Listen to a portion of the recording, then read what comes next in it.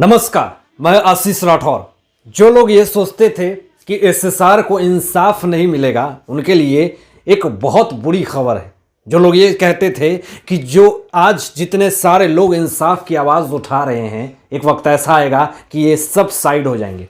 लेकिन अभी आपको एक ऐसी खबर और ऐसी ब्रेकिंग न्यूज़ मैं आपको बताने वाला हूँ, एसएसआर केस में बड़ा अपडेट देने वाला हूँ, जिसको सुन करके आप भी दंग रह जाएंगे। और जो भी एसएसआर के फैंस हैं, उनके दिल में एक जरूर सुकून का पल जरूर एक फील होगा, क्योंकि जिस तरीके से ये पूरा कॉन्स्पिरेसी रचने वाला आज सामने आ चुका है। बिजली विभाग के लोग जिस तरीके से इसमें इन्वॉल्व थे, किस लोगों ने मिल करके पूरे सीसीटीवी फुटेज को डिलीट करवाने की कोशिश करी, ये सारी चीज बात करेंगे। और सबसे बड़ा इन्वॉल्वमेंट जो है वो इसमें किसका है, ये सारी चीज बात होगी। लेकिन आज सबसे बड़ी और ब्रेकिंग न्यूज यही है कि जिस केस को दबाने की कोशिश करी जा रही थी, जिस केस को भटकाने की कोशिश करी जा रही थी, जो सारे लोगों ने मिलकर के राजनीति मुद्दा इसको बना दिया, आज उनके लिए बहुत ही बुरी खबर है। सबसे पहले आपको बताऊं कि जिस लोगों ने ये कही बातें कि ये जो सुशांत का मामला है वो पूरी तरीके से क्लोज हो चुका है, लेकिन आपको बता दें कि सीबीआई ने अभी तक ऐसा कोई भी ऑफिशियली स्टेटमेंट नहीं दिया है जिससे यह कहा जा सके कि एसएसआर केस क्लोज हो गया।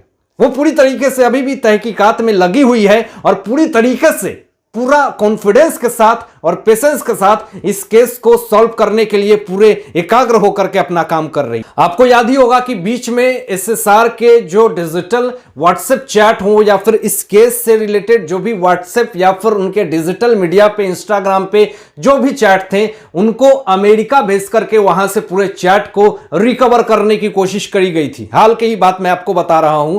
और सीबीआई अभी पूरी तरीके से एक्टिव है इस केस में। जो भी एसएसआर के फैंस हैं उनके लिए एक बहुत बड़ी और ब्रेकिंग खबर है और खुशी की खबर है, क्योंकि अभी जिस तरीके से अब मामला जो है वो फिर से उठ चुका है। और आपको अब बताएं कि इसमें जो सीसीटीवी फुटेज की बात आ रही थी, लोग ये कह रहे थे कि सीसीटीवी फुटेज को डिलीट करवाया गया, लेकिन किन लोगों ने मिलकर के ये सारी साजिश करी, इस चीज को अब समझने की जरूरत है। आपको बताऊं कि x police commissioner Parambir Singh इसमें बहुत बड़े सस्पेक्ट दिख रहे हैं, क्योंकि अभी जिस तरीके से परमबीर सिंह और सचिन वजे ये दोनों मिलकर के चांदीवाल जांच आयोग में मिलते हैं, इस पे महाराष्ट्र सरकार ने साफ तौर पे ये कहा कि इसकी जांच होनी चाहिए। हेमंत नागराले को ये केस सौंपी गई और कहा गया कि आखिर सचिन वजे और परमबीर सिंह दोनों साथ में क्यों मुलाकात करते हैं, आखिर क्या बात होती है इन दोनों की, आखिर किस मुद्दे पे बात होती है। अब खबरें तो यह भी आ रही है कि परमबीर सिंह जो हैं वो एसएसआर केस को दबाने के लिए मोटी रकम ले चुके हैं, ऐसा खबरें आ रही है सोर्सेज से। और आपको यह भी मैं बताऊं कि किस तरीके से बिजली आयोग को पूरी तरीके से मिला करके पैसे दे करके सचिन वजे और परमबीर सिंह ने मिलकर के सीसीटीवी फुटेज को पूरी तरीके से अलग कर दिया, उसको डिलीट करवा दिया, यह भी सोर्सेज से खबरें आ रही है।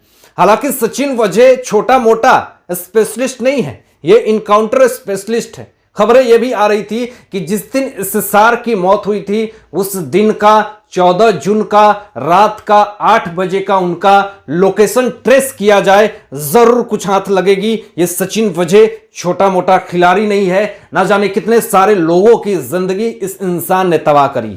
और इस बीच में जिस तरीके से परमबीर सिंह का भी नाम आ रहा है, परमबीर सिंह तो कुछ दिनों से भगोड़ा साबित हो चुके थे, लेकिन सीबीआई की जांच में पूरी तरीके से अपील करी उन्होंने, लेकिन इनसे अभी पूछताछ सीबीआई कर रही है और बहुत सारे खुलासे हुए, सोर्सेज से खबरें आ रही है। ये पूरा एक्सपोज कर रहे हैं। अनिल देशमुख को भी पूरी तरीके से इन्होंने टारगेट कर लिया है और अनिल देशमुख के बारे में भी इन्होंने बहुत बड़े खुलासे कर दिए हैं। आपको याद होगा कि अनिल देशमुख महाराष्ट्र के पूर्व गृह मंत्री, जब इनसे पूछा जाता है कि जब दिशा सालियान ने 100 नंबर पे फोन डायल किए तो मुंबई पुलिस ने क्यों जवाब नहीं दिया, मुंबई पुलिस ने क्यों उनको इग्नोर कर दिया, तो फिर अनिल देशमुख बस ये करके वहां से निकल जाते हैं और उन्होंने कुछ जवाब नहीं दिया। अर्णव गोस्वामी ने बार बार इस केस को उठाने की कोशिश करी, उनको अन्वय नायक के गलत केस में फंसा करके सुसाइड मामले में टीआरपी स्कैम में उनको फंसा करके अंदर करवा दिया गया। इन सारे लोगों ने मिल करके कैसे उनको पूरी तरीके से कॉन्स्पिरेसी में फंसाई, ये पूरा देश और दुनिया देख रहा है। ईडी के सामने किस तरीके से सचिन वजय ने साफ तौर पे ये कह दिया कि अनिल देशमुख के कहने पे ही मैंने अर्णव गोस्वामी के खिलाफ टीआरपी स्कैम में उनको अरेस्ट किया था।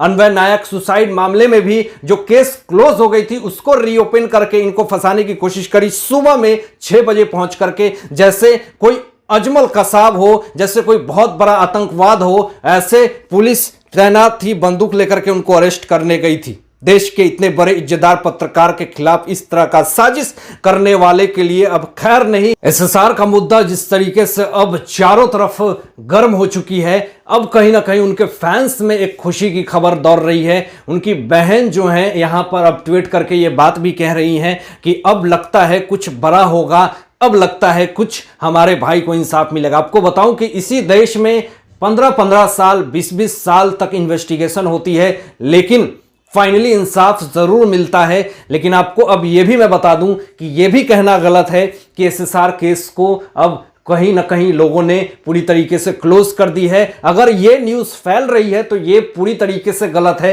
क्योंकि सीबीआई ने अभी तक ऐसा क्लोजर रिपोर्ट नहीं डाला है, चार्जशीट फाइल नहीं करी है, अभी किसी तरह का ऑफिशियल स्टेटमेंट नहीं आया है। अगर ऐसी खबरें आ रही है तो ये सब निराधार हैं और इस पर भरोसा ना करें। एक बुजुर्ग पिता अपने बच्चे के इंसाफ के लिए अभी तक इंतजार में है, लेकिन इन लोगों ने ही, संजय राउत जो कि शिवसेना के नेता, उन्होंने ऐसा आरोप लगा दिया था एसएसआर के पिता पे कि इन्होंने दूसरी शादी करी थी, जिससे निराश होकर के एसएसआर ने आत्महत्या कर ली। ऐसे ऐसे भी लांछन एसएसआर के पिता पे लग चुकी है, ऐसे ऐसे आरोप भी उनके ऊपर लग चुकी है, जो कि बहुत ही शर्मनाक है। और अगर इस मुद्दे पे, एसएसआर मिस्ट्री पे अब बीजेपी के लोग भी पूरी तरीके से आवाज उठाने लगे हैं और अब ऐसा लगता है कि सीबीआई फिर से एक बार एक्टिव हो चुकी है, एनसीबी भी एक्टिव है और ईडी अपना काम कर रही है। लेकिन इसी बीच में जो सबसे बड़ी खबर आई वो यही आई कि आखिर परमबीर सिंह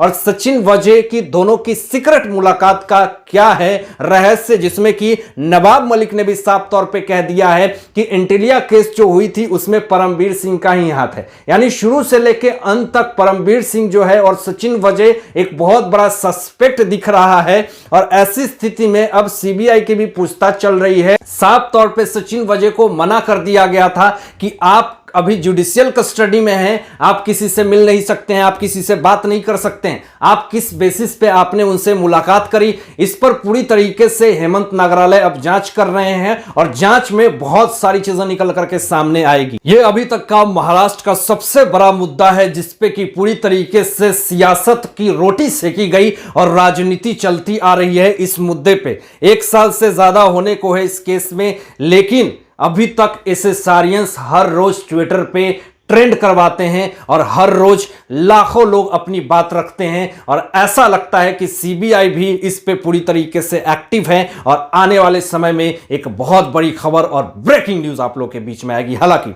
इन सारे मुद्दों पे, इन सारे बातों पे आप लोगों की क्या सोच है, आप लोग क्या सोचते हैं इस विषय में, अपने विचार जो व्यक्त कीजिएगा। और ऐसे ही लेटेस्ट अपडेट पाने के लिए इस चैनल को सब्सक्राइब करके बेल आइकन प्रेस कर दीजिएगा और अपना ध्यान रखिएगा। Thanks for watching my video.